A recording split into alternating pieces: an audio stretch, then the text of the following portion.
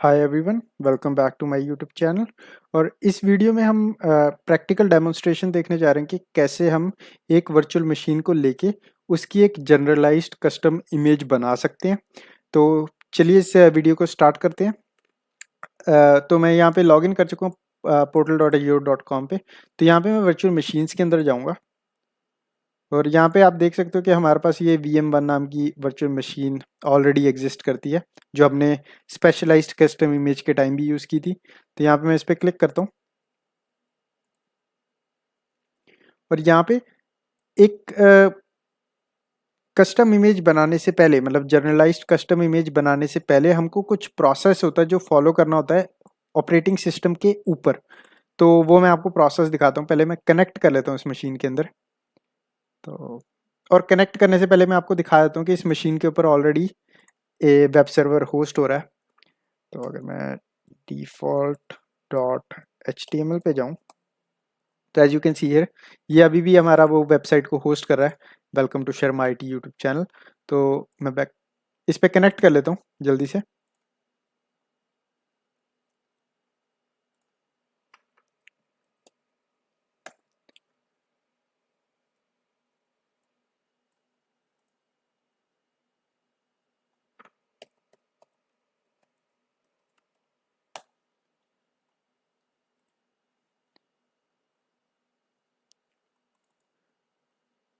Alright, तो जब तक हम कनेक्ट कर रहे हैं मैं एक चीज़ बताना चाहता हूँ। जनरलाइज्ड कस्टम इमेज के अंदर एक बार आपने इस वर्चुअल मशीन की कस्टम इमेज क्रिएट कर दी तो ये वाली जो वर्चुअल मशीन होगी ये यूजेबल नहीं रहेगी, मतलब आप इस वर्चुअल मशीन को फ्यूचर में यूज़ नहीं कर सकते।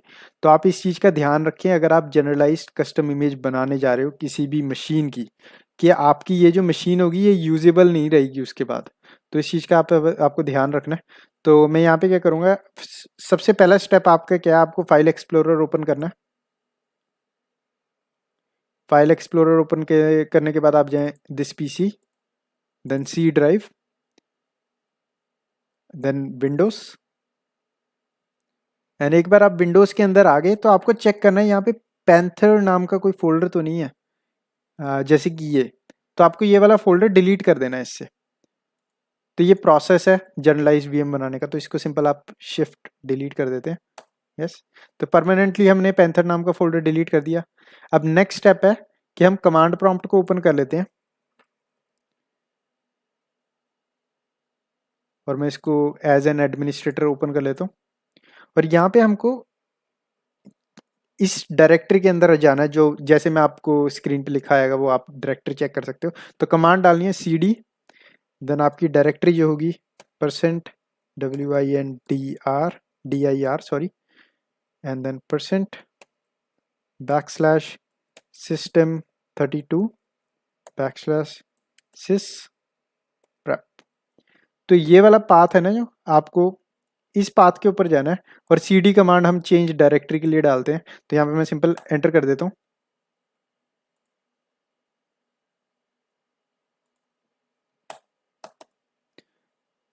तो यहाँ पे हम इस डायरेक्टरी के अंदर आ चुके हैं, sys prep के अंदर।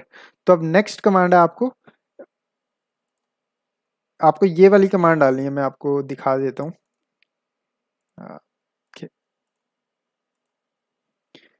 sys prep.exe, then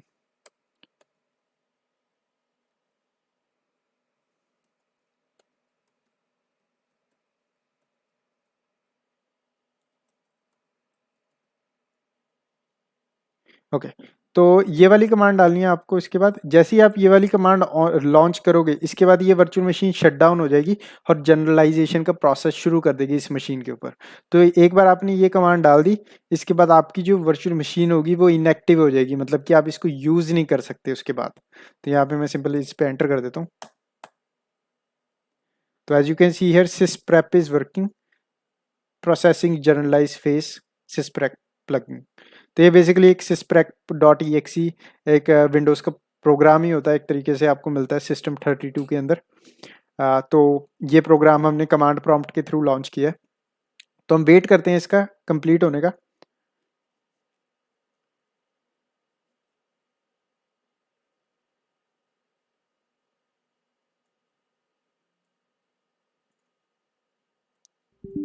all right, तो हमारा कनेक्शन लॉस हो चुका है। As you can see here your remote desktop service session has ended.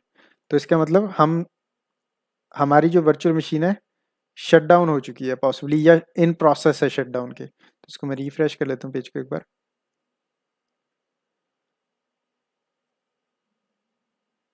Alright, तो हमारी वर्चुअल मशीन जो है शट डाउन हो चुकी है। तो अगर मैं इस पब्लिक एड्रेस के ऊपर अब जाऊंगा,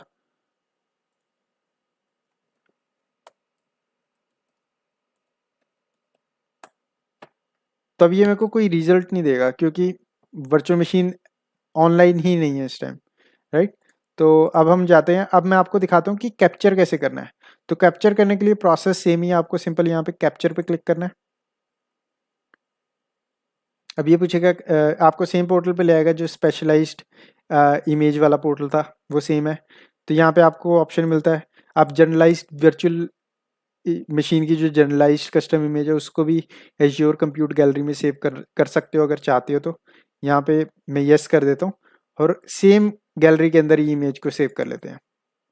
और यहाँ पे मैं स्पेशलाइज्ड की जगह जनरलाइज्ड को चूज़ करूँगा। और क्योंकि यहाँ पे कोई अवेलेबल ही नहीं है हमारे पास डेफिनेशन, राइट, क्योंकि अगर स्पेशलाइज्ड को चूज़ करोगे तो आपको ये दिखा देगा हमारे पास ऑलरेडी एक अवेलेबल है जो हमने डेफिनेशन क्रिएट की थी। पर जनरलाइज्ड में हमको एक नई डेफिनेशन क्रिएट करनी पड़ेगी। तो यहाँ पे मैं क्रिएट न्यू पे करता हूँ और इसका नाम रख देते हैं हम,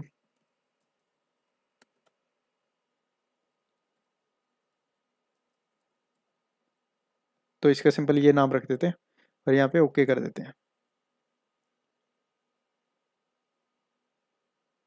ओ ओके, तो इसका सिंपल नाम चेंज कर देते हैं एसक्यू का हम। ओके, तो और यहाँ पे ये आपको नोटिफिकेशन भी दे रहा है, capturing a virtual machine image मतलब कि generalised will make the virtual machine unusable, जो मैंने ऑलरेडी बता दिया आपको। तो यहाँ पे आपको वर्जन नंबर डिफाइन करना है सेम,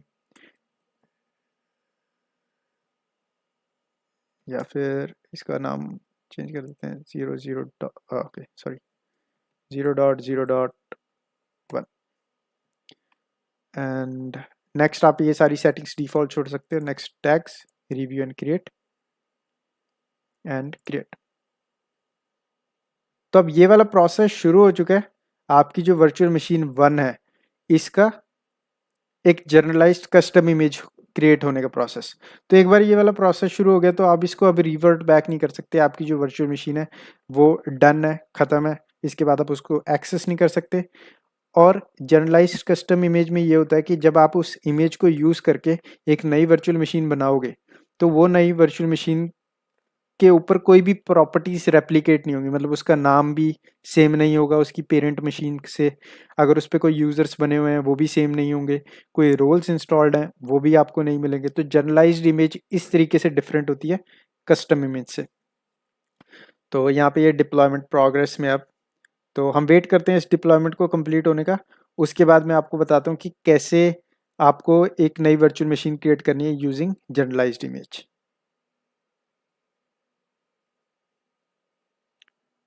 ऑल राइट, तो यहाँ पे हमारी डिप्लॉयमेंट जो है कंप्लीट हो चुकी है। तो यहाँ पे मैं क्लिक कर देता हूँ गो टू रिसोर्स, और यहाँ पे जो आपको ऑप्शंस दिखेंगे ना वो सेम ऑप्शंस ही होते हैं आपको जो स्पेशलाइज्ड कस्टम इमेज के अंदर मिलते हैं। तो आप यहाँ से भी virtual machine skill set use कर सकते हो अगर आप क्रिएट करना चाहते हो, और एक वीएम भी क्रिएट कर सकते हो। तो यहाँ पे मैं सिंपल क्रिएट वीएम पे क्लिक करता हूँ एंड यहाँ पे हम वर्चुअल मशीन का नाम दे देते हैं VM2। अब ये जो आप नाम दोगे ना, ये नाम आपकी वर्चुअल मशीन का एग्जैक्टली नाम होगा।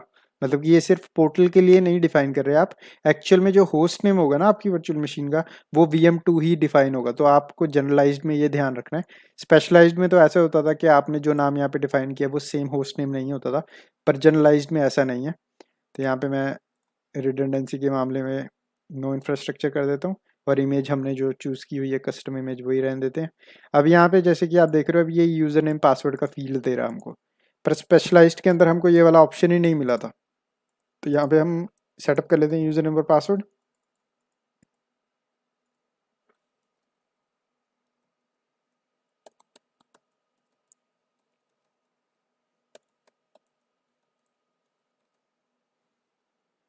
ऑलराइट, और पोर्ट भी अलाउ कर देता हूँ।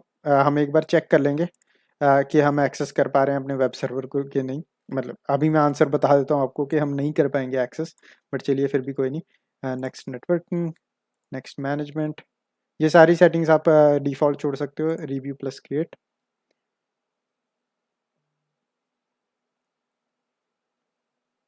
और यहाँ पे हम क्रिएट पे क्लिक कर देते हैं।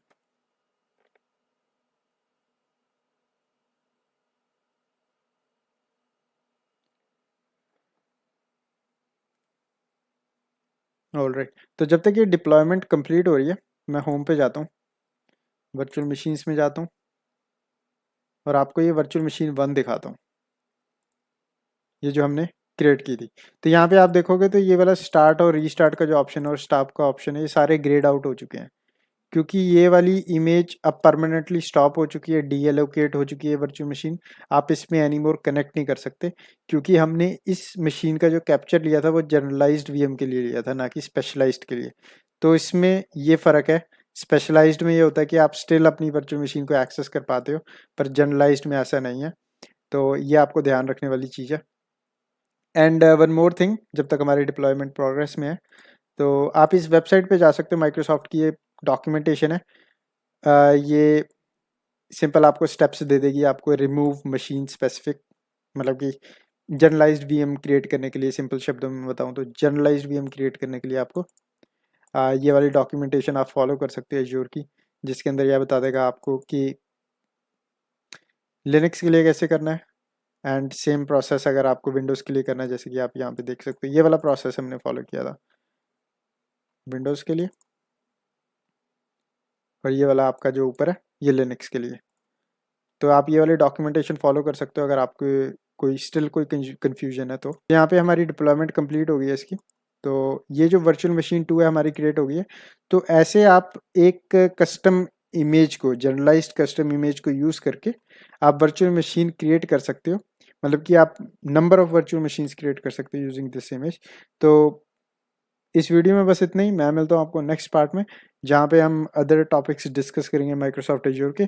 तो वीडियो को प्लीज़ लाइक करें, चैनल को सब्सक्राइब करना ना भूलें। मैं मिलता हूँ आपको नेक्स्ट वीडियो में।